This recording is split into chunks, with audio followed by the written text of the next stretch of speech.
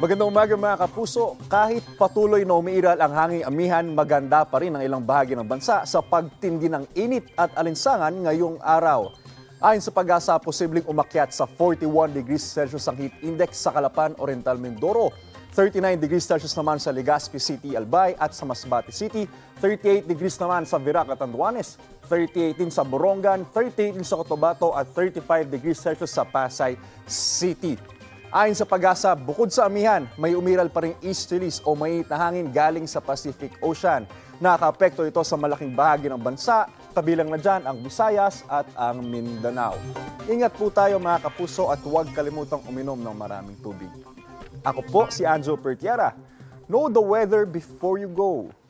Para mark safe lagi, mga kapuso. Kapuso, para laging una ka sa mga balita, bisitahin at mag-subscribe sa GMA Integrated News sa YouTube. Sa mga kapuso abroad, samahan nyo kami sa GMA Pinoy TV at sa www.gmanews.tv.